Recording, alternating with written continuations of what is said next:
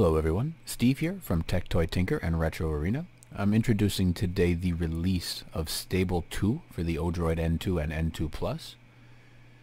This build does have Vulkan. Dig here will be the front end for your emulators. You can set everything up here in this menu. We've also got the latest version of Kodi, 19.2 Matrix. You can see all the different options and settings here.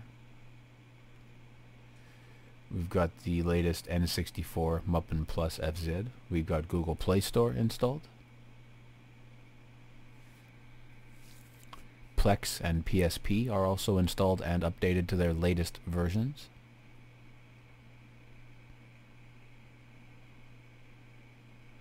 As you can see, you can use the Vulkan driver here for PSP, which is immensely helpful.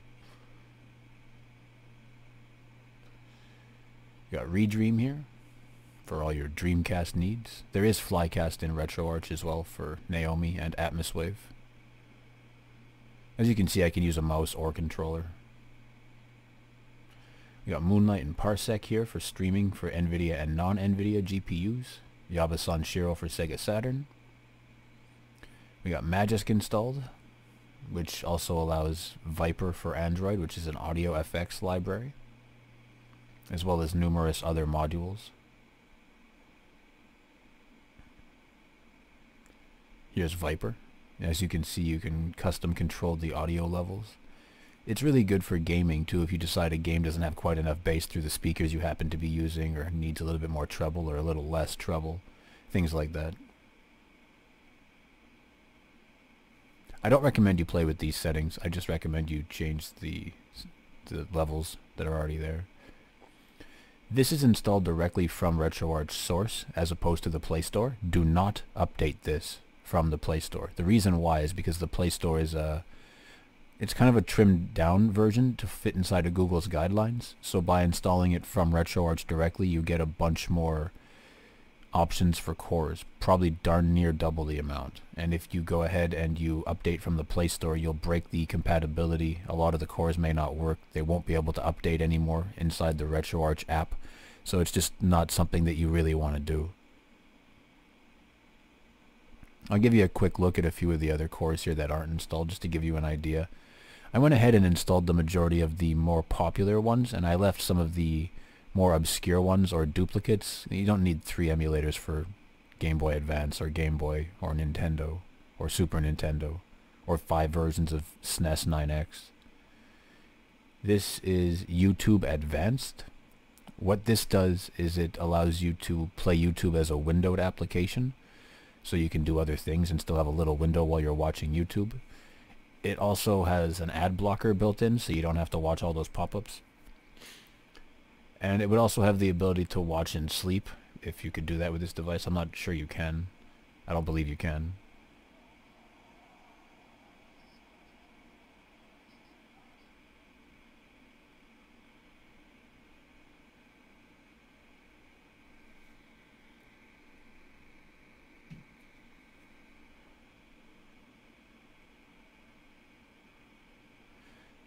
Tech Toy Tinker app is a link to my website and YouTube and groups and whatnot. Normally there's a drop-down menu here, but it doesn't seem to want to work on this particular device for some reason, so I'm going to have to look into that. Normally the drop-down would take you to other places on my page, but all the main info you would need is on the home screen there anyways, except for some of the YouTube stuff. This is what everyone's really been waiting for, GameCube, I'm sure of it. Works with Vulkan or Opengl, and I'm going to warn you going into this ahead of time. Your mileage will vary from game to game. Some games work great, other games not so much. And also it really helps if you run overclocked, especially on the N2 Plus. On the N2 you can't really, but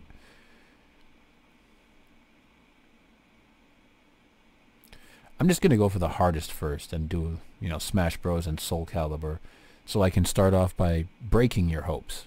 And then I'll play games that will actually work and build them up a little bit.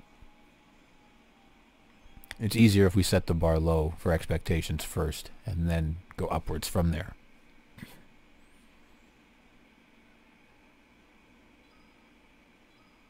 I do plan to show most of the games you saw in that list, so it's probably going to be a 20-minute video if I had to guess. 17, 20 minutes, give or take.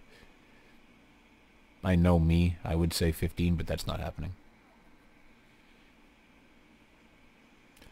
So as you can see here, there's a bit of lag. Is it unplayable? No, but it is a little irritating.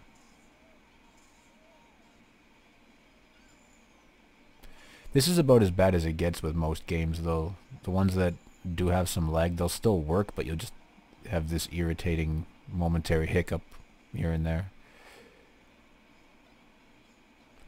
So as to whether or not this is playable, it really depends on you as an individual and whether you're willing to tolerate the occasional hiccup or not, like that right there.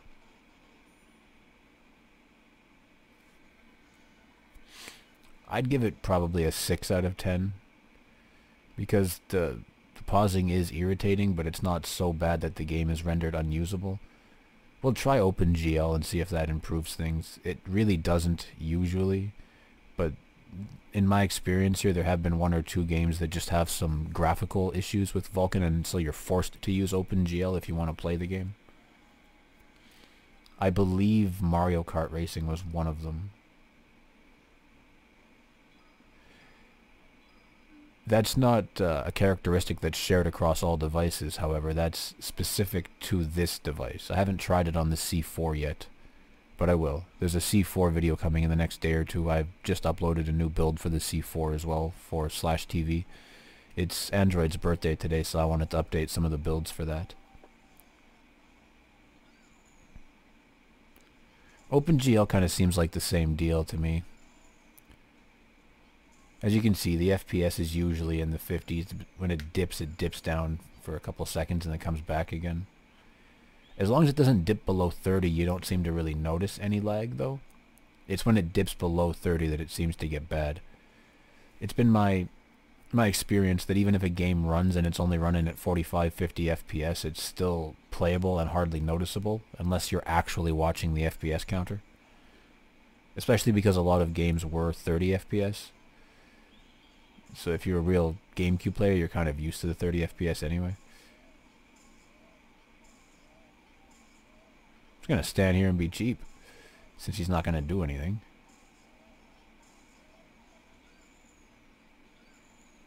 Oh, crap. Well, there's that. New game. You can press select on your controller, or you can use a mouse and do this. I'm using the mouse because it's here. You don't have to.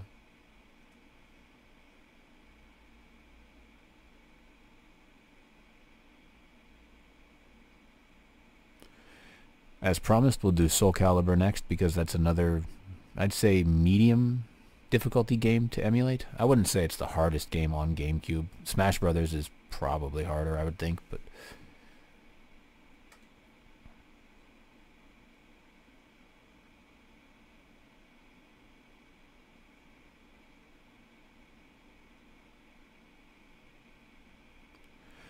I was originally planning to upload this video tonight because I had uploaded the image already today, but I also ended up doing an ESP32 video for the Game Boy Color, and I'm not really sure if I want to upload 2, 3, 4 videos a day.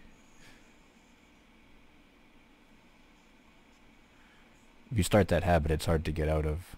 Oh, what's this? Desynced. Oh, right, sometimes games don't like dual core. I'm going to ignore that and try again, because with this game I'm pretty sure that's a very intermittent pop-up. It doesn't happen a lot. But just to clarify what that error was about, some games, they don't like running on dual core, and you have to, well, you're supposed to disable the dual core when you run it. But this particular title allows you to ignore that a lot of the time. I play this game a fair bit across many different devices, and I hardly ever see an opcode error.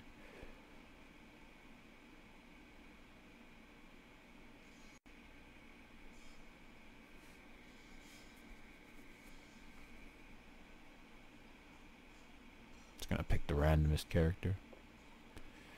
Now this game,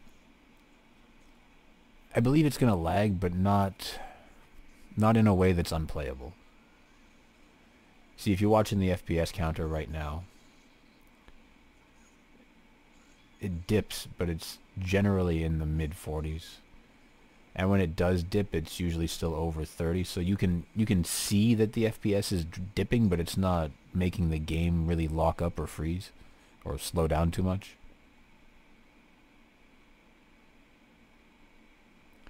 If you weren't playing that with the FPS counter on, you would probably notice it, but it wouldn't be a big deal kind of thing. Now, games like this, like Mario Sunshine, things like that, are where it gets a little bit better. Even Wind Waker. Wind Waker gets a little choppy during the intro, but during the actual gameplay it's fine. Which to me is not a big deal. I can deal with a choppy intro if I can play the game. I'm not there for the intro, so... Also, the reason I'm using Mario Sunburn instead of Sunshine is because the dev who did the mod for it made a lot of changes that I really like to it. The main one is that you don't have to watch any of the intros or explanation crap. You can just skip everything. Like, you'll see what I mean here. I'll go grab the water gun here, or the water pack.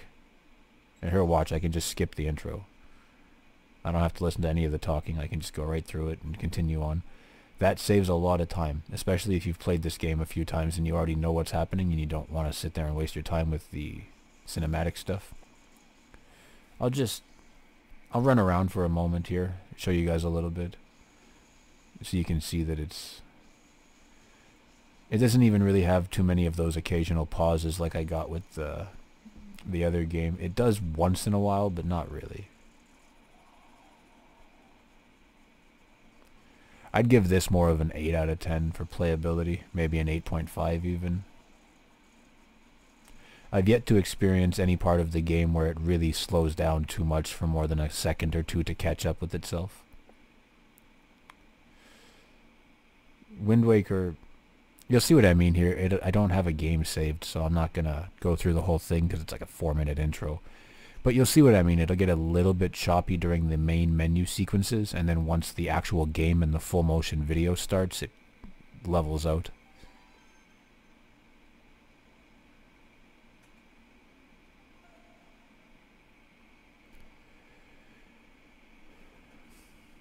The only downside to any of this is that while I do think there can be a little bit of improvement still for GameCube, I don't know how many more updates to this hard kernel themselves are planning on doing to Android 9.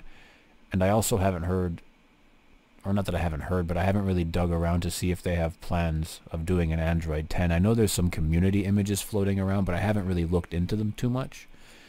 Perhaps I should, but the reason why I kept the stock image and just kind of worked on that and made some changes to source, things like that, is because of the fact that I liked the hard kernel over-the-air updater and the things like that that came with it. I like having the menu to change HDMI settings, to change CPU settings, to get different clock speeds. I don't want to lose any of those features. They're important.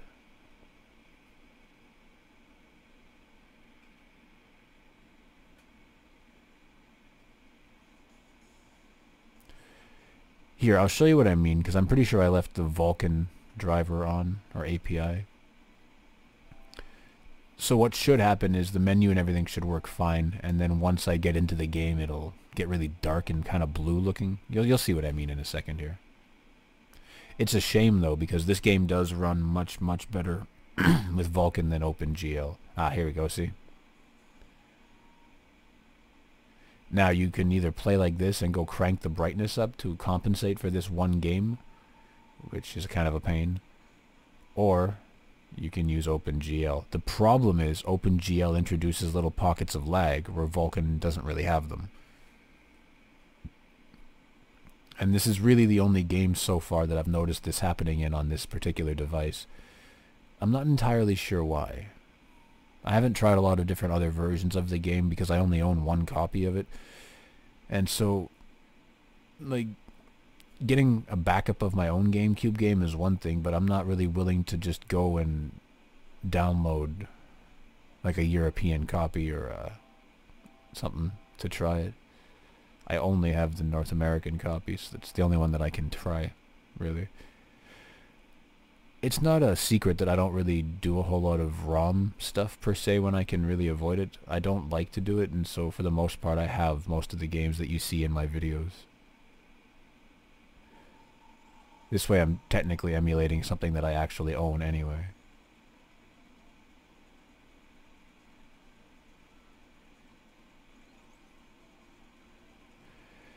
Speaking of that, actually, I was thinking of starting to do some videos of my actual consoles too, because even my older stuff like my Dreamcast and my Sega Saturn, things like that, they've all got HDMI, so I can use my capture card to record and show you guys some of the custom firmwares and stuff for the older consoles and things like Dream Shell and FreeMc Boot on the PS2 and SD Gecko on the not Dreamcast, GameCube, which you launched through a basically I use 007 Agent Under Fire, and then it launches a save game and it launches the SD card and memory card slot too.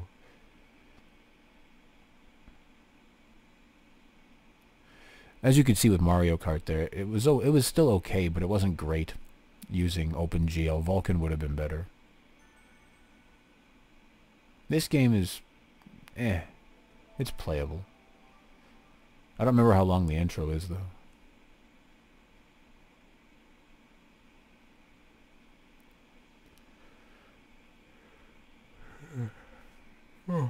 Excuse me. This game is kind of like Soul Calibur. It works, but there's a little bit of slowdown here and there. It usually stays pretty high in the FPS though.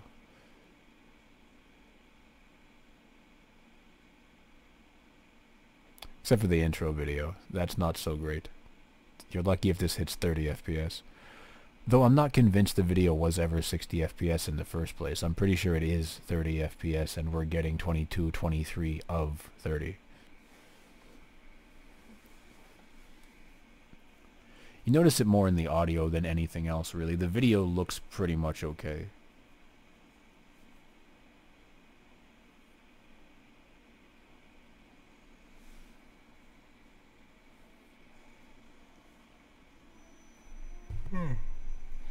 Sorry guys, getting late.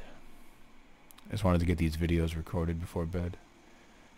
Then I gotta go edit them and do the audio processing and get the intros and stuff and the outro. And let's do Luigi's Mansion quick while we're here. I will do Mario Party first and then Luigi's Mansion.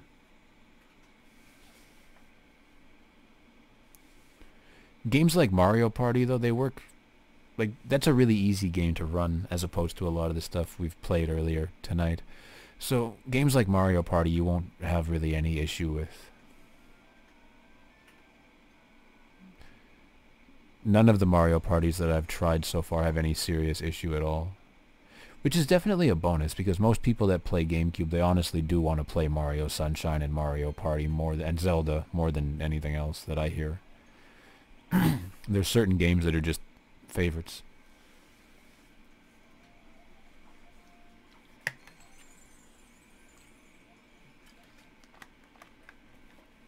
Excuse me. Sorry, throat's getting a little dry after 18 minutes of video. Let's check out Luigi's Mansion real quick.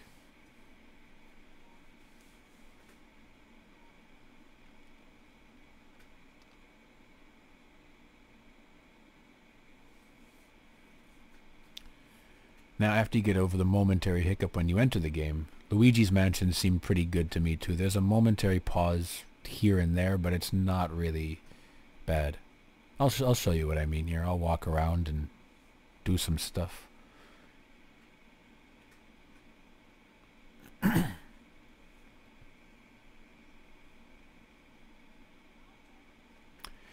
If you're running this at 1.8 instead of 2.4, when you grab the door you'll get a pause and a lag. Higher clock speeds get rid of a lot of the issue. There'll be a pause here for a second maybe.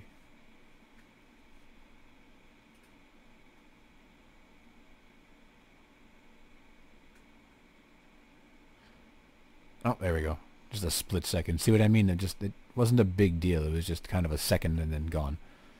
That's about it. Alright, well that's going to do it for this video. I don't really want to play no more games. As always, thank you for watching. Don't forget to like and subscribe. Take care.